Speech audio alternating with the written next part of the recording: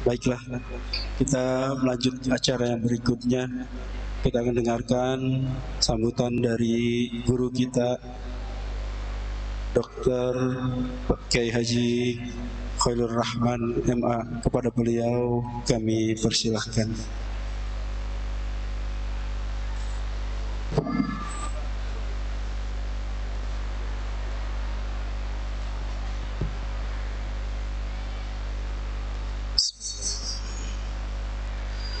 Assalamualaikum warahmatullahi wabarakatuh.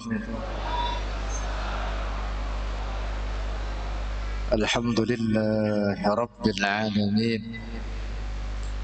Wassalatu wassalamu ala sayyidina wa habibina wa syafi'ina wa qurrati a'yunina wa nuri qulubina ومولانا محمد إمام الأنبياء والمرسلين وقائد الغر المحجلين وعلى آله وصحبه الطيبين الطاهرين. اللهم لا سهل إلا ما جعلته سهلا وأنت يا حي يا قيوم تجعل الحزن إذا شئت سهلا. اللهم ارزقنا الإخلاص في النية والقول والعمل ونعوذ بك من حال أهل النار آمين. Para alim ulama, para sesepuh, para hujjaj, para asatidzah, remaja-remaji, santriwan, santriwati. Ada santriwati tidak? Ada santriwati? Ada santriwati ini. Samping kanan kita, santriwati kadaluarsa.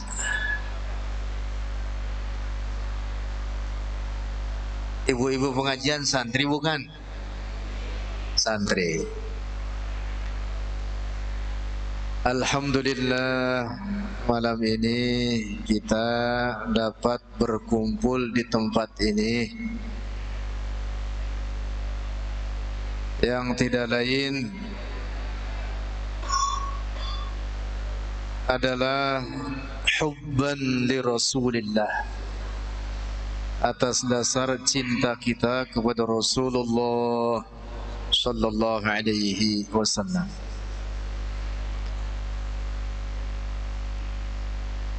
Tadi panitia bilangnya ke saya sambil nungguin Habib Nabil. Jadi saya ini serep Bu ya.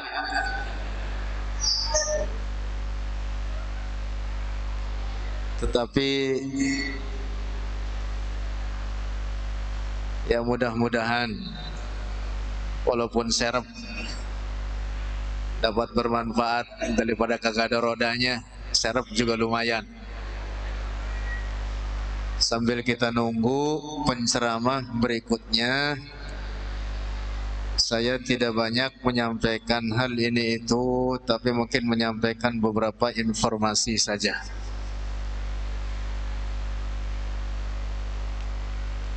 Ada pesan ngisi pengajian sekalian katanya. Tapi kira-kira kalau saya isi pengajian, ibu-ibu sanggup tidak? Benar-benar kebuli kedinginan, itu kerupuknya pada melepas. Udah, jadi keluarin kerupuknya, keluarin duluan itu. Mudah-mudahan Habib Nabil tidak terlalu lama lagi, kita tunggu. Baik Bapak dan Ibu sekalian yang dirahmati Allah Subhanahu wa taala.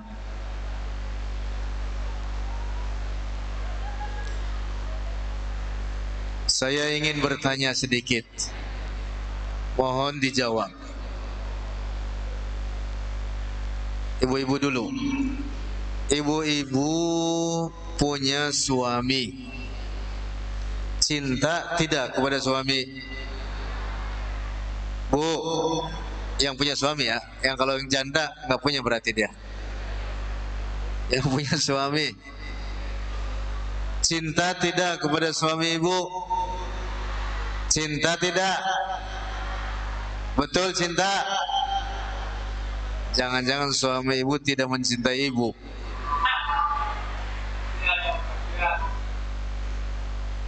Coba kalau bapak-bapak ini yang punya bini, baik bininya 1 atau 2, cinta kepada istri?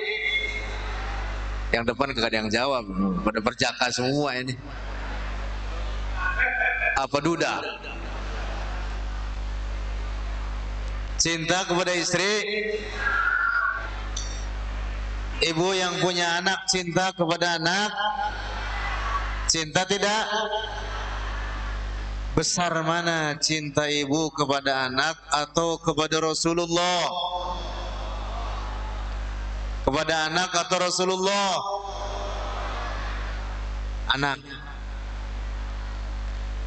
Kita semua mencintai Rasulullah lebih dari segala apapun. Insya Allah semua kita sampai pada tingkatan ini.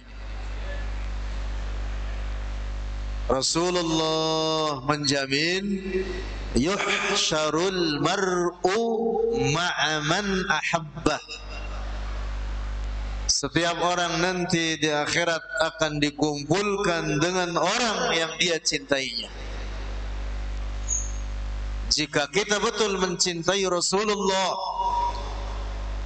maka kelak insyaallah di akhirat kita berkumpul dengan Rasulullah. Amin. Anak ibu, walaupun ibu cintai sepenuh hati, belum tentu nyelamatin kita di akhirat.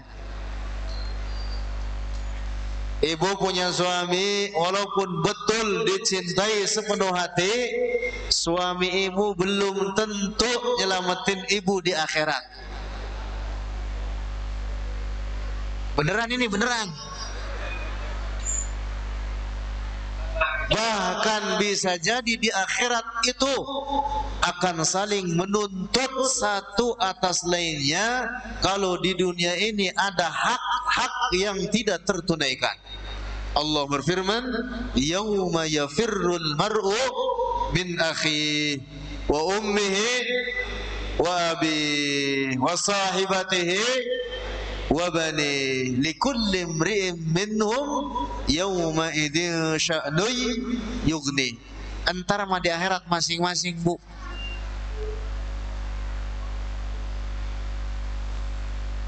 Kalau kata Nabi, antar di akhirat dikumpulin setiap orang dari kita dengan orang yang kita cintai. Bisa jadi suami ibu masuk neraka. Ibu pengen masuk neraka?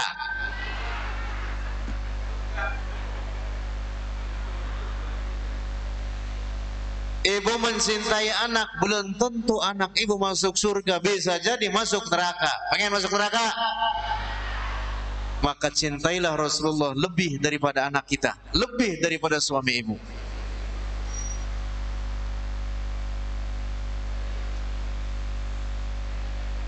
Tuh, di dalam Al-Quran Allah berfirman begitu, yauma yafirrul mar'u min akhihi. Nanti di akhirat setiap orang itu berpaling dari saudaranya. Kalau di dunia ini ada hak sesama saudara yang tidak tertunaikan, menzalimi saudaranya, antar di akhirat saling nuntut. Jangan kata ama saudara, ama babanya sendiri akan saling nuntut, ama anak sendiri akan saling nuntut. Wasahibatihi wa bani likulli imri'in minhum yawma idzin sya'nun yughni. Beda dengan mencintai Rasulullah. Para pecinta Rasulullah itu pasti selamat di akhirat. Rasulullah menjamin itu. Bapak Ibu sekalian yang dirahmati Allah, Rasulullah itu mencintai umatnya lebih daripada kecintaan umatnya terhadap Rasulullah. Umat Rasulullah ini jika dihimpunkan kecintaan mereka menjadi satu, lalu dibanding kecintaan Rasulullah terhadap umatnya ini, jauh bandingannya, sangat-sangat jauh. antara langit dan sumur.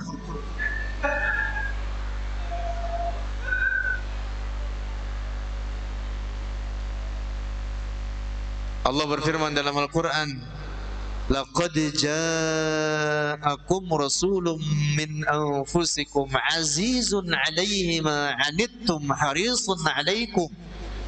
Apa artinya harisun 'alaikum? Ada yang tahu tidak? Rasulullah sangat-sangat menginginkan keselamatan bagi kita. Rasulullah sering menangis mikirin umatnya. Rasulullah ketika mau meninggal berkata kepada Jibril, ya Jibril, ummati, ummati. Bagaimana umatku wahai Jibril? Rasulullah menyayangi umatnya ini lebih daripada kecintaan seorang ayah terhadap anaknya. Allahu Akbar. Kita aja umatnya kepada tahu diri. Rasulullah mencintai umatnya ini lebih dari segala apapun. Bahkan Rasulullah menginginkan keselamatan bagi umatnya ini sampai Rasulullah berubah. Rasulullah bersabda dalam hadisnya, syayyabatni Hudun wa akhwatuha.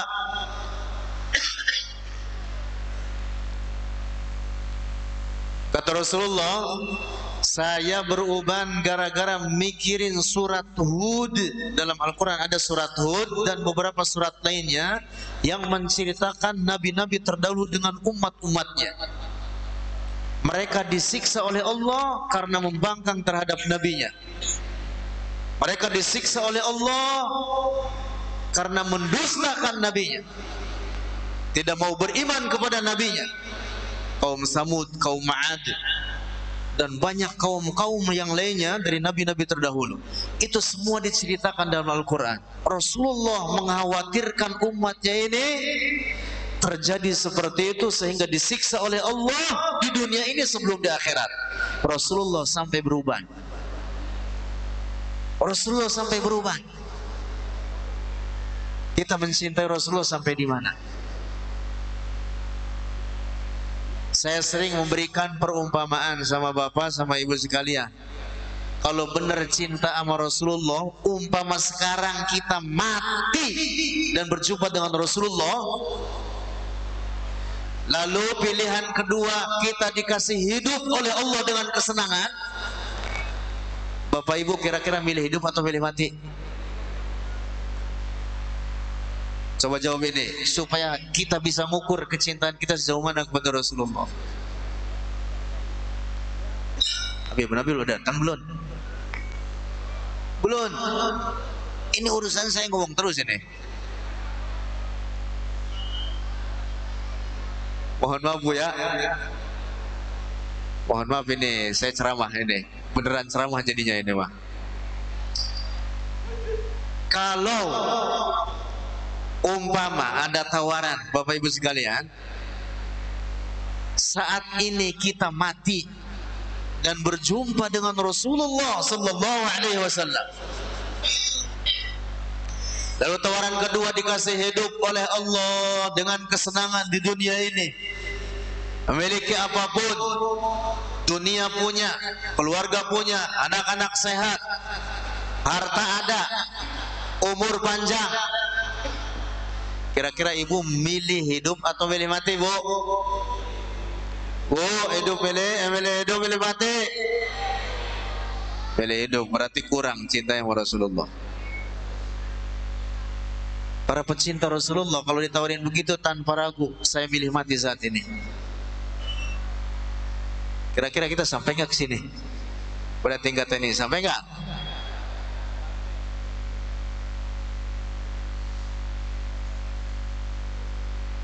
Kalau benar ada pilihan begitu, lantas dijawab, saya milih mati, ingin berjumpa dengan Rasulullah.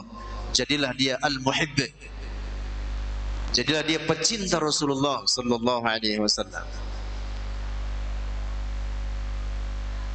Ada yang pengen mati sekarang dan berjumpa dengan Rasulullah? Ada tidak? Ada tidak? Mudah-mudahan mati. Secepatnya. Masya Allah, orang yang rindu kepada Rasulullah itu tidak tertahankan. Tidak tertahankan. Lebih memilih berjumpa dengan Rasulullah dibanding apapun. Walaupun tawaran di dunia ini untuk memiliki dunia, berjumpa dengan Rasulullah lebih berharga dari segala apapun. Nah, mudah-mudahan maulid semacam ini menumbuhkan kecintaan kita kepada Rasulullah sallallahu alaihi wasallam. Amin. Bapak Ibu sekalian, saya ceritakan sedikit. Para sahabat Rasulullah itu, Bapak Ibu, kalau berbicara di hadapan Rasulullah, ini hadis, dalam banyak hadis, dalam kitab-kitab para ulama meriwayatkan, apabila berbicara kepada Rasulullah maka dimulakan kalimat yang diucapkan itu apa? Umumnya mereka mengucapkan bi abi anta wa ummi ya Rasulullah, atau mengatakan nafsi fidaka ya Rasulullah. Apa artinya? Tahu tidak?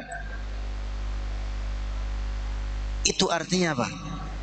Wahai Rasulullah, demi jiwa ragaku, dia mempertaruhkan dirinya karena kecintaan kepada Rasulullah. Wahai Rasulullah, demi orang tuaku, demi ayah ibundaku, wahai Rasulullah.